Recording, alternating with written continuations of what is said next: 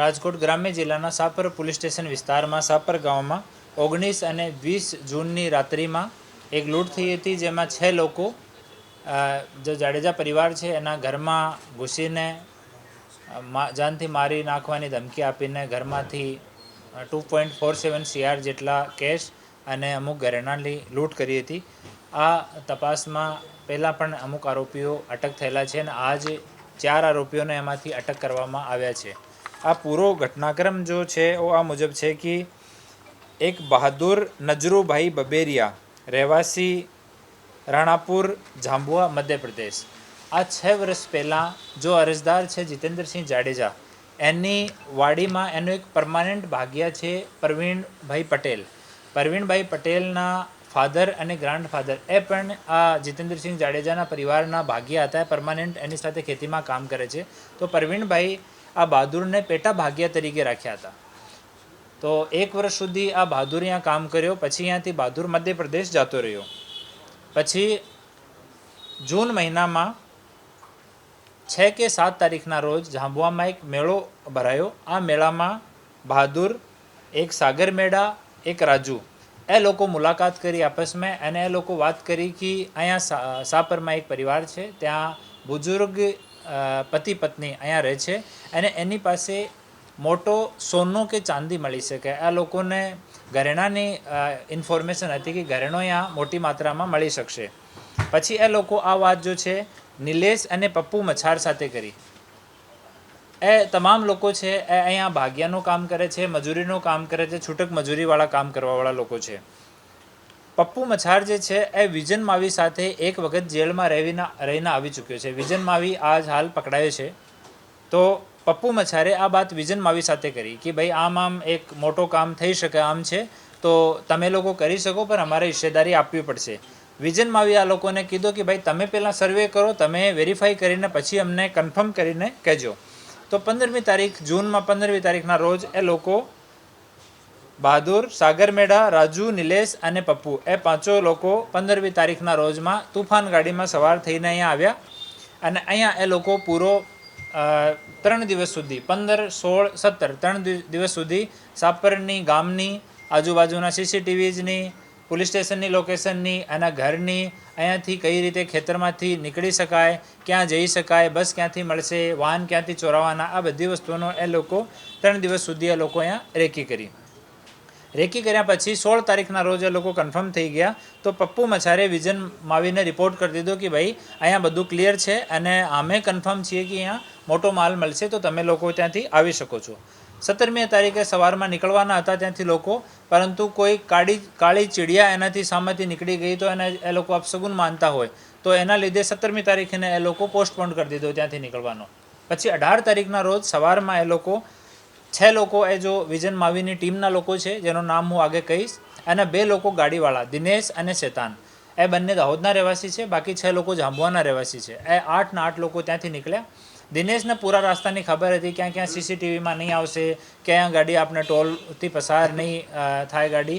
તો આમ એ લોકો ત્યાંથી નીકળીને અને ધંધુકા, વડોદરા પછી ધંધુકા આવ્યા, ધંધુકા પછી જસદણવાળો રૂટ લીધો, જસદણ વિછિયા થઈને ગોંડલ ગયા, ગોંડલથી થઈને સાપર આવ્યા. 18 તારીખની રાત્રિમાં 11 વાગ્યાની આજુબાજુમાં લોકો સાપર પહોંચ્યા. ત્યાં આવીને આ વિજનમાં આવી પોતાનો ફોન સ્વિચ ઓફ કરીને ત્યાં જ નાખી દીધો હતો. અને આ કલમસિંહ કરીને બીજો આરોપી હતો, આ કલમસિંહના ફોનથી એ લોકો પપ્પુને ફોન કર્યો કે ભાઈ આજે કરી દઈએ, પરંતુ 11, 11:30 થઈ ગયા હતા. તો પપ્પુ ના પાડી કે આજ નહીં કરવાનું, આવતીકાલે તમે કરજો અને અહીંયા રહેવાનું પણ નહીં. તો એ લોકો અહીંયાથી નીકળીને ચોટીલા જતા રહ્યા. ચોટીલા એ 6 લોકો ખેતરમાં સૂયા જો ઝાંબુઆવાળા છે, અને બંને દાહોદવાળા જો ગાડી સાથે આવ્યા હતા એ લોકો બાજુમાં એક હોટલ છે, આ હોટલ ઉપર ત્યાં જ ગાડી સાઈડમાં પાર્ક કરીને ત્યાં જ એ લોકો ઊભા રહ્યા. બપોરમાં એ લોકો જો નેક્સ્ટ ડે 19 તારીખના રોજ 3 લોકો આમાંથી ત્યાંથી નીકળી ગયા. 3 લોકો ત્યાંથી નીકળીને સાપર આવી ગયા અને સાપરમાં દિવસમાં પૂરી રેકી ફરીથી, જેમ એ લોકો ઇન્ફોર્મર્સ કીધો એમ ફરીથી પૂરી રેકી કરી રાજકોટ સુધી, અને પેદલ ચાલીને સાપરનો વિસ્તાર જોયો, સાપર ગામનો અને ઢોલરા ગામનો, જે સોસાયટીથી બાઇક ચોરી કરી, કયા ખેતરમાં બેસવાનું, એ બધી વસ્તુ એ લોકો દિવસમાં રેકી કરી. પછી રાત્રિમાં આ જો બોલેરો ગાડી લઈને આવ્યા હતા, બોલેરો ગાડીમાં બાકીના 5 માણસો જે ચોટીલા રોકાયા હતા એ લોકો પણ આવી ગયા 11 વાગ્યાની પછી. અને ભાઈ બંને લોકો જો દિનેશ અને શેતાન હતા એ ગાડીમાં જઈને આપણે બરુડી ટોલ પાર કરીને ત્યાં જ વેટ કર્યો હતો. એ લોકો કીધું કે ભાઈ તમને ફોન કરવામાં આવશે જ્યારે કામ પૂરો થઈ જશે.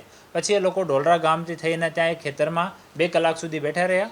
ત્યાં બગલમાં એક રૂમ જેવો છે, ત્યાંથી એક ત્રિકમ ચોરાયો અને ત્યાંથી ખેતરના વિસ્તારમાંથી એ લોકો જઈને અને આ જો લૂંટ છે એને અંજામ આપ્યો.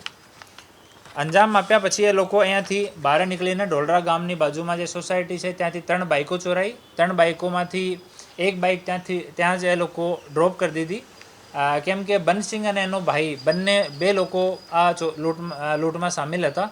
તો આ બંનેને એવો આશંકા હતી કે 3 બાઇક પર અમે 2 બેસવો પડશે, તો એક બાઇકવાળા કંઈ પૈસા વૈસા લઈને જતા નહીં રહે. તો એના માટે ફોર્સ કરીને એક બાઇક ત્યાં જ ઊભી કરાવીને 3 લોકો 2 બાઇક ઉપર બેસીને અને જે રૂટ એ લોકો નક્કી કર્યો હતો ત્યાંથી થઈને આપણે એરપોર્ટની બાજુમાં આરકે ઇન્ડસ્ટ્રીઝ છે ત્યાં જઈને આ બાઇક્સને પાર્ક કરી અને ત્યાં જઈને એ લોકો સેમ જો કલમસિંહનો ફોન હતો એનાથી આ દિનેશને ફોન કરવામાં આવ્યો. દિનેશ અને શેતાન ઓલરેડી બોલેરો ગાડીમાં આ લોકોનો વેઇટ કરતા હતા. એ લોકો અહીંયાથી નીકળીને ગયા અને ત્યાંથી બેસાડીને બધા લોકો અને સીધા એમપી ગયા. એમપીમાં જઈને એ લોકો ત્યાં ભાગ બટવારા કર્યા. હાલ આમાં જો વિજન માવી અટક થયો છે, એના ઉપર ઓલરેડી 2 ગુના દાખલ છે. મધ્યપ્રદેશનો રહેવાસી છે અને આ મૂળ ચોરી કરવાવાળામાં હતો, મૂળ લૂંટ કરવાવાળા હતો, ઘરમાં ઘૂસ્યો હતો. અને આ વિજન માવી જો બુઝુર્ગ માણસ ત્યાં છે એને ધક્કો મારીને એની છાતી પર બેસી ગયો હતો, એના સાથે મારકૂટ કરી હતી અને મારવાની ધમકી આપી હતી. બીજા જો આજ અટક થયા છે ઓ રામેશ્વર ઉર્ફે પપ્પુ છે, એના ઉપર ઓલરેડી 7 ગુના છે. ત્રીજો રાજુ કલમસિંહ બાબોર છે. આ આપણે અહીંયા કોલીથડ ગામમાં હાલ રહે છે અને મજદૂર સપ્લાયનું એ કામ કરે છે. કોઈને જરૂરિયાત હોય લસણમાં, પ્યાજમાં, ખેતરમાં તો ત્યાંથી લઈને મજૂરોની સપ્લાય કરે છે. આ જો તુફાન કામમાં થઈ રેકીમાં અને એક બાઇક કામમાં થઈ, આ બંને રાજુની છે. સાગરભાઈ ઉર્ફે સાગરિયા ચોથો આરોપી છે. આ એક એના ઉપર ગુના છે. તો એ 4 લોકો હાલ પકડાયા છે. આમાંથી 3 લોકો બાતમીદાર છે અને એક માણસ જો છે વિજન માવી આ એકચ્યુઅલ લૂંટ કરવાવાળી પાર્ટીમાં હતો. અગાઉ એનાથી આ બનસિંહ, શેતાન અને દિનેશ એ 3 આરોપીઓ પહેલાં પકડાયા હતા અને હાલ જો પકડવા ઉપર બાકી છે. આમાંથી કલમસિંહ બાકી છે, એના ઉપર 2 ગુના છે. કરણસિંહ ઉર્ફે મડિયા બાકી છે. મોહબ્બતસિંહ ટાંડા ધારનો રહેવાસી છે, એના ઉપર 22 ગુના છે, આ પકડવાનો બાકી છે. આલમસિંહ ઉર્ફે સુલસુલા આ ટાંડા ધારનો રહેવાસી છે, એના ઉપર 16 ગુના દાખલ છે. અને બહાદુર અને નિલેશ જો રેકી પાર્ટીમાં હતા એ 2 લોકો બાકી છે. તો આમ એટલા આરોપી હાલ પકડવાના બાકી છે. એ લોકો રાત્રિમાં અમારી એલસીબીની ટીમને ઇન્ફોર્મેશન મળી કે જે જગ્યા રાજુ કોળીથડમાં રહે છે ત્યાં આ વિજન માવી આ ઇન્ફોર્મર્સ માટે અમુક પૈસા લઈને આવવાનો છે અને ત્યાં લોકો ડિસ્ટ્રીબ્યુશન કરવાના છે. તો આ બાતમી ઉપર એસપી નવીન રેપુડી જસદન અને એલસીબીની ટીમ અને લોકલ ટીમ જો છે એ ત્યાં પહોંચ્યા અને આ લોકો પાસેથી 12.5 લાખ જેટલો કેસ સામાન બરામદ થયો અને એક તુફાન ગાડી અને એક મોટરસાઇકલ આમાં બરામદ થઈ. આ પૂરા ઇન્વેસ્ટિગેશન જો છે ડીજી સાહેબ કન્ટિન્યુ આમાં નિર્દેશ આપે છે. ગુજરાત રાજ્યના ડીજીપી શ્રી અને રાજકોટ રેન્જના માનનીય ડીઆઈજી સાહેબ નિલિપ્ત રાય સાહેબ કન્ટિન્યુ માર્ગદર્શન કરે છે. ઇન્વેસ્ટિગેશન અને ડિટેક્શનમાં કન્ટિન્યુ સાહેબનું માર્ગદર્શન આમાં લોકોને મળે છે. તો આ પૂરી ટીમને મળીને હાલ આ સફળતા મળી છે. બાકીના જે આરોપીઓ બાકી છે એના માટે અમારી ટીમ કન્ટિન્યુ ટેકનિકલ અને ત્યાં બાતમીદારો મારફતે અલગ અલગ તરીકાથી અમે લોકો પ્રયાસ કરી રહ્યા છીએ.